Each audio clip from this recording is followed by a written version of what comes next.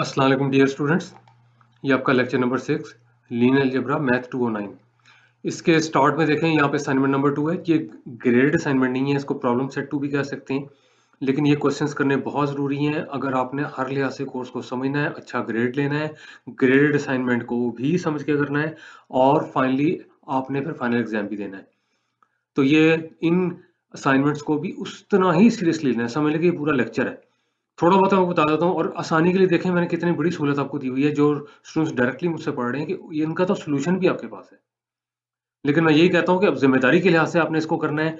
पहले आपने इनको खुद करने की कोशिश करनी है, फिर अगर नहीं होता फिर सॉल्यूशन देखना है, फिर भी नहीं समझ आती फिर मुझसे पूछना है। अब जैसे ये क्वेश्चन नंबर 1 का ए पार्ट है, वो कहता है dimension of the zero vector space solve करें। अब अगर आपको पता है व्हाट इज डायमेंशन तो आप मालूम कर सकते हैं, अगर आपको पता है what is zero vector space तो मालूम कर सकते हैं। अब आप कहेंगे जीरो वेक्टर स्पेस का नहीं पता, तो जो बुक है ना उसमें से डेफिनेशन देखें। लेकिन फिर ही बता देता हूँ कि ऐसी वेक्टर स्पेस जिसमें सिर्फ जीरो वेक्टर हो उसको कहते हैं जीरो वेक्टर स्पेस। डायमेंशन को पता ही है, जो बेसिस है उसमें होते हैं जी नंबर ऑफ एलिमेंट्स, वो डायमेंशन होती है। Dimension is the number of elements in the basis. इस तरह से यहाँ पे कहता है जी कि ये यू एक्स वाई है, ऑर्डर्ड पेयर, और दो ऑर्डर्ड पेयर्स को उसने ऐड किया हुआ इस तरह से। अब देख लें ये वही चीज है जो मैंने आपको कही थी पहले लेक्चर के स्टार्ट में कि वेक्टर स्पेस एक ऐसी चीज होती है जिसके ऊपर दो ऑपरेशंस डिफाइंड होते हैं, vector addition, scalar multiplication. Vector addition वो जैसे मर्जी डिफाइन करते हैं, उसमें नहीं सोचना। स्टूडेंट्स कंफ्यूज हैं ये +1 कहाँ से आ गया, भाई वो जैसे मर्जी डिफाइन कर दे। वो कहता है जी इफ मींस गिवन, जब गिवन है तो गिवन है, एक्सेप्टेड। अब वो कहता है कि ये गिवन है तो बताएं कि जीरो वेक्टर क्या होगा, बताएं कि नेगेटिव ऑफ द वेक्टर क्या होगा। अब यहाँ पे देख लें ये बहुत इंपॉर्टेंट है। जीरो वेक्टर ये नहीं होता कि अंदर जीरो जीरो, जीरो वेक्टर होता है जब ऐड करें तो वेक्टर अनचेंज रहे। देखें अब ये मैंने बताया है, अब ध्यान से इसको कीजिएगा। वैसे भी देख लें, अगर यहाँ मैं जीरो करता हूँ, यहाँ पे मैं जीरो करता हूँ, तो यहाँ पे आंसर क्या आता है, x+1 y+1। एक्स वाई नहीं ना आ रहा, x+1 y+1 आ रहा है। इसका मतलब जीरो जीरो इस केस में जीरो वेक्टर नहीं है। जीरो वेक्टर की डेफिनेशन वही है कि इसमें ऐड करें, एक्स वाई में ऐड करें तो एक्स वाई आ जाए, लेकिन जीरो जीरो नहीं है। इस तरह से नेगेटिव वेक्टर को भी ध्यान से करना पड़ेगा। बहरहाल आगे खुशखबरी है, क्वेश्चन नंबर 2 देखें। वो कहता है A is an m cross n matrix, m number of rows हैं, n नंबर ऑफ कॉलम्स हैं, तो प्रूव करें row space of A is a subspace of Rn। ये मैंने प्रूव करवा दिया था। अगला है column space of A is a subspace of Rm, ये भी मैंने प्रूव करवा दिया था। मजीद है null space of A is a subspace of Rn, ये भी मैंने प्रूव करवा दिया था कि null space of A is a subspace of Rn। यहां तक देख लें, ये मैं कहता हूं कि मैं इतनी सहूलतें दे देता हूं कि मतलब है कि आपको प्रॉब्लम कोर्स में नहीं होनी चाहिए। यहां से देख लें जो टफ क्वेश्चंस हैं वो तो मैंने वैसे ही करवा दिए। यहाँ पे कहते हैं, अब ये कहता है prove that this is a basis for P3। ये देखें ये बड़ा ट्रिकी क्वेश्चन है। अगर असल चीज ये है कि जो सही मानों में जिन्होंने कोर्स को समझा होगा और आराम से कह देंगे कि ये बेसिस हो ही नहीं सकता। रीजन, P3 की डायमेंशन क्या है, Pn की डायमेंशन याद है। देखें जहाँ पे डायमेंशन हमने की थी Pn की, तो वहां पे हमने डायमेंशन Pn की निकाली थी n+1। अब जहां पे मैंने की थी वहां पे आप देख लीजिएगा, ये सारा मैंने आपको करवाया हुआ है। तो P3 की डायमेंशन तो हो जाएगी 3+1 यानी कि 4। ये तो दो ही है, ये दो ही है। अब वो कह सकते हैं अच्छा जी ये तो क्वेश्चन ही गलत लगता है, कहना चाहिए था check whether this is a basis for P3 और नॉट। लेकिन जब उसने कह दिया प्रूव दैट, तो ये एक तरह से कंफ्यूज करने के लिए किया गया है और कॉन्फिडेंस चेक करने के लिए भी किया गया है कि भाई जिन लोगों ने तो मतलब है कि इसको सही समझा होगा तो आराम से कर देंगे कि भाई P3 की तो डायमेंशन ही 4 होती है और ये तो 2 है, यानी कि डायमेंशन होती है number of elements in the basis, और बेसिस बन सकता ही नहीं है। ये ले मैंने बता दिया, ये तो बेसिस बन ही नहीं सकता। और जिन्होंने लगाया होगा रटा, मैं साफ-साफ कह रहा हूँ, जिन्होंने लगाया होगा रटा, वो उसको लीनियरली इंडिपेंडेंट स्पैन पकड़ के प्रूव कर देंगे और कहेंगे हाँ जी बेसिस है, हालांकि पहले ही देख लेना चाहिए P3 है। ये बहुत बड़ा पॉइंट है, P3 है, उसकी आपको डायमेंशन पता है, और जब आपको डायमेंशन पता है तो आपको पहले पता है कि number of elements in the basis कितने होंगे, 4 होंगे, ये तो 2 हैं। ये दोबारा सुन लीजिएगा, ये चीजें तब समझ आएंगी अगर पिछले सारे लेक्चर क्लियर हैं तो। आगे कहता है which of the following sets of vectors are basis for R2। ई आई तो प्लूरल होता है, यहाँ पे भी देख लें। अब R2 जो आपके पास है टू डिमेंशनल स्पेस है, ये भी 2 हैं, ये भी 2 हैं, ये भी 2 हैं, ठीक है। देखें जिसने समझा होगा वो इसको तो वैसे ही बाहर कर देगा। जीरो वेक्टर तो होता है लीनियरली डिपेंडेंट, ये तो बाहर कर दें आप। आगे एक नोट पढ़ लें, वो कहता है make this question easier by using theorem 5.4.5 page 241 8th edition. अब मसला सारा वही होगा कि 8th एडिशन शायद आपके पास ना हो, इस थ्योरम का इशू हो जाए। लेकिन जुबानी सुन लें इस थ्योरम की स्टेटमेंट क्या है, जुबानी सुन लें इस थ्योरम की स्टेटमेंट क्या है। इन शॉर्ट फॉर्म बता रहा हूं, जब बेसिस मालूम करने होते हैं तो दो चीजें होती हैं, लीनियरली इंडिपेंडेंट और स्पैन। लेकिन मजे की बात यह है, अगर आपको डायमेंशन पहले पता हो, वो मैंने तब बताया था जब डायमेंशन नहीं पता थी। डायमेंशन हमने बाद में पढ़ी थी कि number of elements in the basis. Suppose करें कि आपके पास जो है वेक्टर स्पेस की डायमेंशन पहले ही मौजूद है, आपको दी हुई है या आपको पता है। ध्यान से सुने, डायमेंशन पहले ही पता है। डायमेंशन पता होने का मतलब है कि आपको पहले ही पता है कि नंबर ऑफ बेसिस एलिमेंट्स कितने हैं।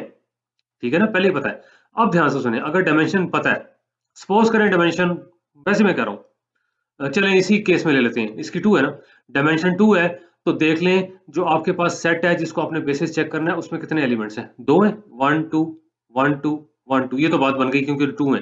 ऊपर वाला केस नहीं है कि डायमेंशन 4 थी तो ये 2 हैं। तो अब ध्यान से सुने, असल चीज ये आने वाली है। अगर डायमेंशन पहले ही पता है तो बेशक चेक कर लें लीनियरली इंडिपेंडेंट है, या चेक कर लें कि स्पैन कर रहे हैं। देखें, ये अगर आपको नहीं ना फॉलो हो रहा, ये मैं बताऊं, ये असाइनमेंट है।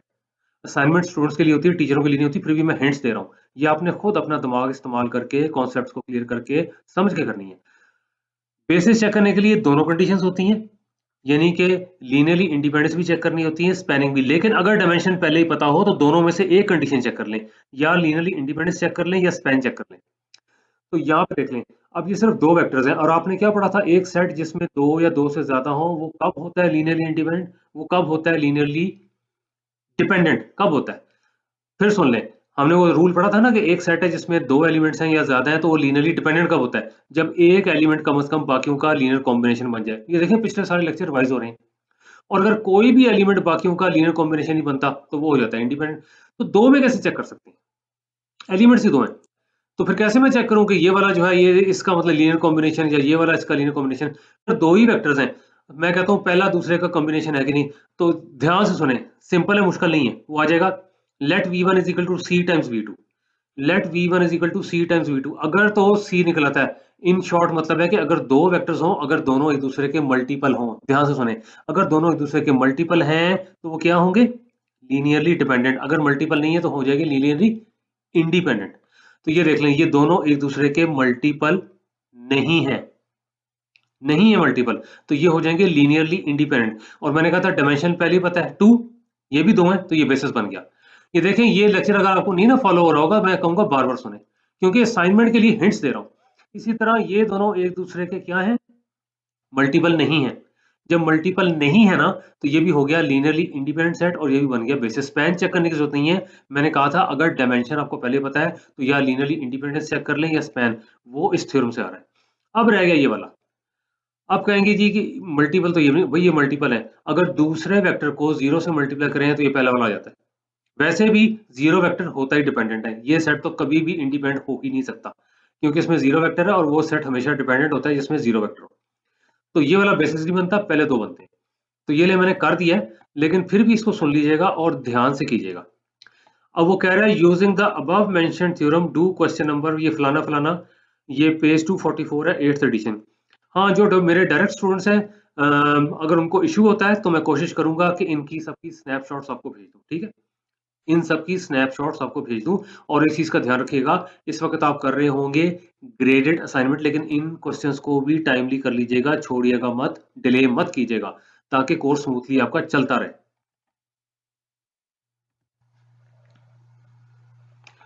ये लें जी, वो कहता है कि वेक्टर स्पेस है जो इन तीन वेक्टरों से स्पैन हो रही है।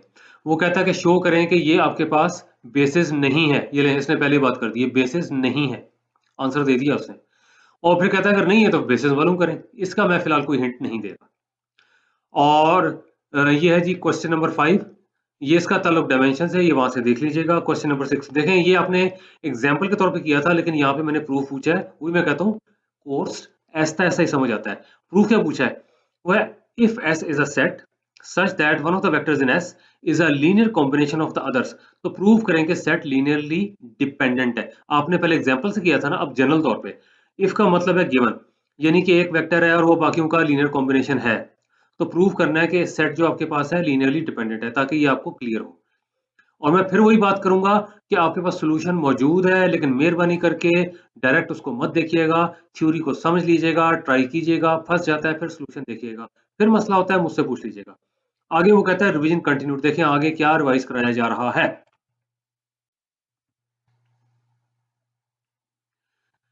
ये लें जी, गॉसियन एलिमिनेशन या एशेलन फॉर्म। डेफिनेटली आपने पहले ही पढ़ी है, पहले से मेरी मुराद जो मेरे डायरेक्ट स्टूडेंट्स हैं तो उन्होंने कोर्स पढ़ा हुआ है इंट्रोडक्टरी लीनियर अलजेब्रा, उसमें ये एशेलन फॉर्म कराई जाती है और ये डेफिनेशन ऐसी है कि जब तक एग्जाम्पल सामने नहीं होगी नहीं समझ आ सकती। इसलिए मैं ये रिक्वेस्ट करूंगा कि बेशक इस लेक्चर को यहाँ पे स्टॉप कर लें, अगली स्लाइड पे एग्जाम्पल है उसको कॉपी पेंसिल पे नोट कर लें, जैसे ही मैं समझाता रहूं उस एग्जाम्पल को भी देखते रहें, फिर इसको देखें तो ज्यादा पता लगेगा। फिलहाल मैं तो यहाँ पे नहीं इस तरह से किया हुआ, लेकिन मैं फिर भी कोशिश पूरी करूंगा कि ये आपको अंडरस्टैंड करवा सकूं। वो कहता matrix having the following properties is said to in the row echelon form. Row echelon form का मतलब है कि रो वाइज देख रहे हैं, कॉलम एशेलन फॉर्म भी होती है लेकिन वो इस्तेमाल नहीं होती, इसी तरह से डिफाइन हो जाती है, लेकिन रो वाइज हम देखेंगे इसलिए इसको रो एशेलन फॉर्म कहा है। पहला, if a row does not consist entirely of zero then the first non-zero number in the row is 1, we call this a leading one। Simple है कि ऐसी रो जिसमें सारे के सारे जीरो ना हो, ये लिखा ना does not consist entirely of zero, सारे के सारे जीरो ना हो, तो जो पहला नॉन जीरो नंबर होगा ना हर रो में वो 1 होगा। ठीक हो गया, इसको लीडिंग वन कहते हैं। फर्स्ट नॉन जीरो एंट्री 1 होगी हर रो में अगर ये आपके पास रो एशेलन फॉर्म है या एशेलन फॉर्म है तो। दूसरा, if there are any rows that consist entirely of zeros then they are grouped together at the bottom of the matrix। अगर कोई ऐसी रो है जिसमें सारी एंट्री ही जीरो हैं तो ऐसी रोज को हम बॉटम पे लिखेंगे, एक रो हो 2 3 सब बॉटम पे आएंगी, बॉटम ऑफ द मैट्रिक्स। तो ये देखें, अब ये फिलहाल तो मैंने यहाँ से पढ़ दिया, एग्जाम्पल सामने है नहीं, तो लेकिन ये करते हैं कि मैं अगली स्लाइड पे जाता हूँ, वहां पे एग्जाम्पल है, तो पहले इन्हीं दोनों को अंडरस्टैंड करते हैं, ये जो दो आपके पास प्रॉपर्टीज लिखी हैं, फिर आगे देखते हैं। ये लें जी examples, the following matrices are in row echelon form. इस थ्री जो वेरी वेरी इंपॉर्टेंट, ये मैं बताता हूँ, लेकिन पहले देख लें हमने क्या कहा था। हमने कहा था फर्स्ट नॉन जीरो एंट्री 1 होगी अगर सारी एंट्रीज आपके पास जीरो नहीं होगी तो। ये देख लें, first non zero entry 1, first non zero entry 1, first non zero entry 1, row wise कह रहे हैं, रो वाइज कह रहे हैं कि अगर रो में सारी की सारी एंट्री जीरो नहीं है तो पहली जो होगी एंट्री वो 1 के बराबर होगी। अगर रो में सारी की सारी एंट्री जीरो नहीं है तो पहली एंट्री 1 के बराबर होगी। तो ये या ये वाला या ये वाला या ये वाला, ये है जी लीडिंग वन। देखें, मैं वही कहता हूं मैथमेटिक्स लॉजिक बेस्ड है, थ्योरी को समझे, रटा नहीं लगाना। ये लीडिंग वन नहीं है, this is not leading one, ये दूसरी एंट्री है, पहली एंट्री की बात कर रहा है। इसी तरह से यहां से देख लें, ये देखें ये एरो जा रहा है लीडिंग वन, तो ये आपके पास आ रहा है। तो यहां पे देख लें, ये रो है, इसमें सारी की सारी एंट्रीज आपके पास जीरो नहीं है, तो पहली जो नॉन जीरो एंट्री है 1, यहाँ पे पहली नॉन जीरो एंट्री 1, यहाँ पहली नॉन जीरो एंट्री 1। और जो दूसरी प्रॉपर्टी थी, आप पिछली स्लाइड से देख लीजिएगा, मैं वापस नहीं जा सकता, एरर हो जाता है। उसने कहा था अगर कोई रो है जिसमें सारे के सारे जीरो हैं तो वो बॉटम पे होगी। ये देख लें, सिर्फ इस मैट्रिक्स में ऐसी रो है जिसमें सारे जीरो वो बॉटम पे है, इसमें भी नहीं है, इसमें भी नहीं है, यहाँ पे बॉटम पे है। अब मैंने जरा टाइम लगाना है इस वाली प्रॉपर्टी पे। कहता है इन एनी टू सक्सेसिव रोज, ये रोज लिखा है, अगर ये जरा अजीब सा लग रहा है, रोज लिखा हुआ है। सक्सेसिव का क्या मतलब है? First and second, second and third, third and fourth, और सिंपल लैंग्वेज में साथ साथ वाली, जंप नहीं मारनी, यानी फर्स्ट और थर्ड नहीं हो सकती, सेकंड और फिफ्थ नहीं हो सकती, साथ साथ वाली। कहता है in any two successive rows that do not consist entirely of zeros, यानी कि दो साथ साथ वाली नॉन जीरो रोज। बेहतर हो गया। अब ये दो साथ साथ वाली नॉन जीरो रोज, जैसे यहाँ पे देख लें, ये वाली रो है, इसमें भी सारे नॉन जीरो है, इसमें भी रो, ये वाली जो रो आपके पास आ रही है साथ साथ वाली ना, फर्स्ट रो सेकंड रो, इसमें भी एंट्रीज 3 जो है वो नॉन जीरो है। बात क्या कर रहा है? वो कहता है leading one in the lower row, जैसे ये लोअर रो है, occurs further to the right than the leading one in the high row. यहां पे देख लें, हाई रो वाला लीडिंग वन देख लें, लोअर रो वाला जो है इस लीडिंग वन के राइट पे है। और लो पे चले जाएं तो यहां पे देख लें, ये वाला जो लीडिंग वन है इस लीडिंग वन के मजीद राइट पे। ये मैं बिल्कुल यही वाली लैंग्वेज एक्सप्लेन कर रहा हूं। यहां पे देख लें, लीडिंग वन यहां पर है फर्स्ट रो में, सेकंड रो में जाएं तो जो फर्स्ट रो में लीडिंग वन है, सेकंड रो वाला लीडिंग वन उसकी राइट पे है। अब इस पे आ जाएं, ये फर्स्ट रो में देखें, यहाँ पे आ रहा है लीडिंग वन, सेकंड रो में देखें, यहाँ पे आ रहा है लीडिंग वन, ये पहले वाले इस वाले जो लीडिंग वन के राइट पे चला गया, मजीद नीचे आ जाए, वो मजीद राइट पे गया हुआ ये वाला लीडिंग वन। ये तो ये वाली लैंग्वेज होगी। अब मैं जरा और बताने लगा हूं, समझने की कोशिश कीजिएगा।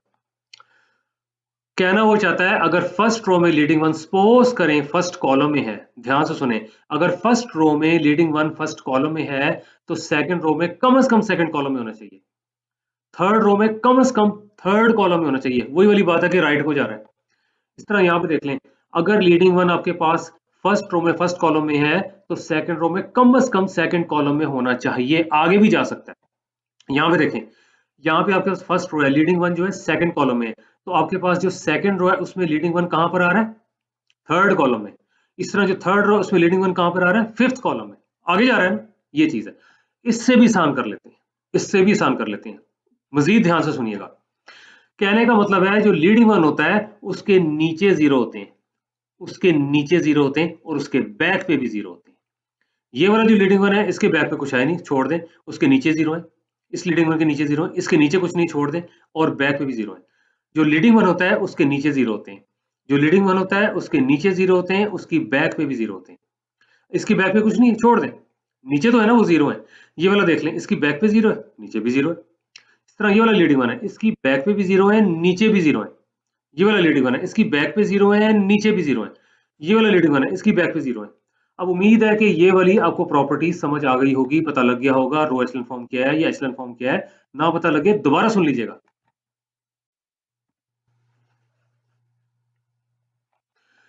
वो कहता है matrix is in reduced to echelon form. ये एक स्टेप आगे जा रहा है, कहता है it is already in the echelon form. देखें इतना ही पढ़े और रिकॉल करें क्या थी एचेलॉन फॉर्म। आपने कहा था जो फर्स्ट नॉन जीरो एंट्री होगी वन होगी हर रो में। फिर आपने कहा था अगर कोई ऐसी रो है जो कि जिसमें सारी जीरो या एक से ज्यादा है वो बॉटम पे होगी। फिर आपने कहा था, जो सिंपल मैं वर्ड यूज करने लगा हूं, कि जो लीडिंग वन होता है उसकी बैक पे अगर कोई एंट्री है तो जीरो होगी, नीचे अगर कोई है तो जीरो होगी। यानी कि लीडिंग वन की बैक पे और नीचे जीरो होते हैं। ठीक हो गया। अब वो कहता है ये रिड्यूस्ड टू एचेलॉन फॉर्म है। अब ध्यान से सुनो, कहता है ईच कॉलम, रो नहीं कह रहा, कॉलम कह रहा है, that contains a leading one.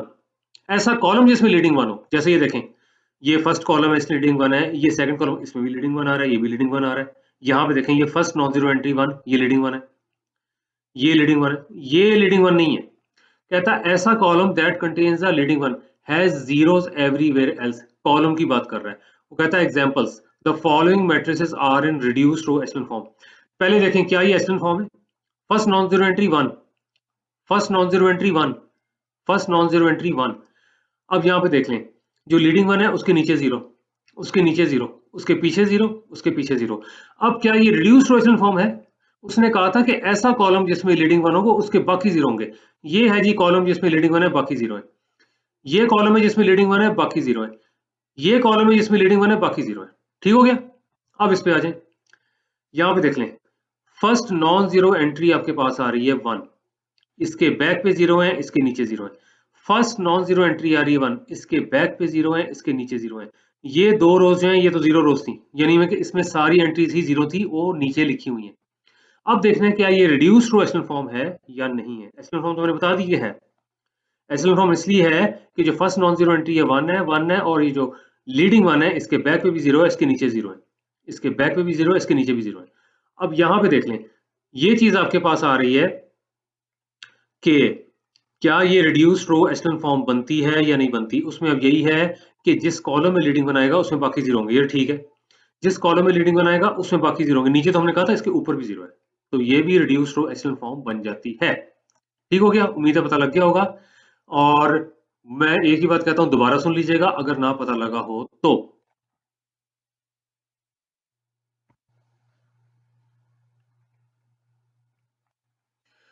अच्छा, यहाँ पे थी इंपॉर्टेंट नोट्स। वो कहता है while solving a linear system, ये देखें हम इस लेक्चर में नहीं अगले में करेंगे, लेकिन मैं वही है थ्योरी बता रहा हूँ। कहता है ए एक्स इक्वल टू बी, अब होमोजेनियस होना जरूरी नहीं है, ये बी जो है non zero vector in general, तो राइट साइड की एंट्रीज नॉन जीरो भी हो सकती हैं। वो कहता है रिड्यूस द ऑगमेंटेड मैट्रिक्स। अब देख लें यहाँ पे ए लिखते हैं, ये स्लैश लगा हुआ है, और यहाँ पे ना बी वेक्टर है, और ये आपके पास असल में मैट्रिक्स ही है। यहाँ पे सारा जो कोफिशिएंट मैट्रिक्स है, और यहाँ पे राइट हैंड साइड वाली एंट्रीज ये वाली। और देखें ये मतलब समझे, ऑगमेंट का मतलब होता है एनलार्ज। एनलार्ज कैसे हो गया भाई, कोफिशिएंट मैट्रिक्स तो पहले ही फिट की हुई थी, साथ हमने राइट हैंड साइड की जो आपके पास वेक्टर था उसकी एंट्रीज ही फिट कर दी। तो जो ऑगमेंटेड मैट्रिक्स है ना, उसको हम करेंगे क्या, रिड्यूस करेंगे। एचेलॉन फॉर्म में कर लें या रिड्यूस एचेलॉन फॉर्म में कर लें। मैं वैसे प्रेफर करता हूं कि रिड्यूस एचेलॉन फॉर्म में करें, क्योंकि उससे और इजी हो जाता है, स्टेप्स बच जाते हैं। रिड्यूस एचेलॉन फॉर्म ज्यादा आसान करती है, आगे हम क्वेश्चंस करेंगे। अब है सॉल्यूशन कैसे लिखना है। Now this is very important. वो कहता है when writing the solution right leading variables in term of free variables. अब ये लग रहा होगा ये तो रटा आ गया ना, भाई थ्योरी है तो रटा ही लगाना पड़ेगा, leading in term of free. देखें अब इसको भी जरा ध्यान से समझने की कोशिश करें। पहली बात है कि लीडिंग क्या होता है, दूसरा फ्री क्या होता है, तो हमें पता ही नहीं है। वो कह रहा है लीडिंग वेरिएबल होता है जो कॉरस्पॉन्ड करता है लीडिंग वन को, जो लीडिंग वन कौन सा होता है, जो आपके पास एचलन फॉर्म या रिड्यूस्ड टू एचलन फॉर्म में फर्स्ट नॉन जीरो एंट्री होती है जो कि 1 होती है, वो होता है लीडिंग वन। उसको जो वेरिएबल कॉरस्पॉन्ड करेगा दैट इज लीडिंग वन। और फ्री वेरिएबल्स वो होंगे जो कि लीडिंग वन को कॉरस्पॉन्ड नहीं करते, does not correspond to leading one लिखा हुआ है। तो लीडिंग वेरिएबल्स को in term of free variable लिखेंगे, लीडिंग वेरिएबल्स को इन टर्म ऑफ फ्री। अब एक चलो जी रट्टा है, लेकिन नहीं है रट्टा। देखें जब आप कहते हैं ना y is the function of x, ध्यान से सुने, y is the function of x, तो y को आप कहते हैं जी डिपेंडेंट वेरिएबल, x को कहते हैं इंडिपेंडेंट वेरिएबल। तो dependent variable in terms of independent variable लिखा जाता है। यहाँ पे टर्मिनोलॉजी और है, यहाँ पे टर्मिनोलॉजी और है, यहाँ पे नहीं कहा हुआ डिपेंडेंट वेरिएबल, यहाँ पे लीडिंग वेरिएबल कहा हुआ है। अब मैं क्यों कह रहा हूँ ये, हालांकि डिपेंडेंट वेरिएबल नहीं कहा, लीडिंग वेरिएबल, क्योंकि ये बाउंड हुआ है, ये कॉरस्पॉन्ड करता है लीडिंग वन को, और जो नहीं कॉरस्पॉन्ड करता लीडिंग वन को वो होता है फ्री वेरिएबल, यानी कि इंडिपेंडेंट वेरिएबल कह सकते हैं, ये कह सकते हैं कि इंडिपेंडेंट वेरिएबल। तो यहाँ पे भी वही चीज है, यहाँ पे भी वही कर रहे हैं हम, यहाँ पे आपने लिखना है dependent variable in terms of the independent variable. फिर सुन लें, dependent variable in terms of independent, जो कि टर्मिनोलॉजी नहीं है। यहाँ डिपेंडेंट बनता है लीडिंग वेरिएबल, लीडिंग को लिखना है in terms of free variable.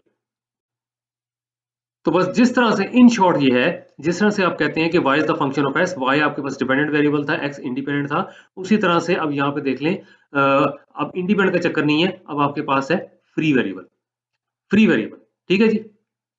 तो आपने यही करना है कि आपने जो है ना लीडिंग वेरिएबल को इन टर्म ऑफ फ्री लिखना है, बिल्कुल उसी तरह जैसे आप कहते थे dependent in terms of independent variable, बिल्कुल वैसे ही लिखा हुआ है। This will be explained further bye examples. तो ये जब मजीद करेंगे तो वहां पता लगेगा, इस लेक्चर में नहीं है, आगे जो लेक्चर्स हैं उसमें है। तो अगली स्लाइड पे देखते हैं, पहले ये लिखा होगा एनी क्वेश्चंस, बिल्कुल ये लिखा हुआ है एनी क्वेश्चंस। तो इसमें तो अच्छे खासे क्वेश्चंस मैंने पूछ लिए हैं, तो इनको समझ लीजिएगा। चलो जी, बहुत शुक्रिया। और इस तरह से आपका ये लेक्चर नंबर 6 एंड हो गया। अब इंशाल्लाह मुलाकात होगी लेक्चर नंबर 7 में। अल्लाह हाफिज।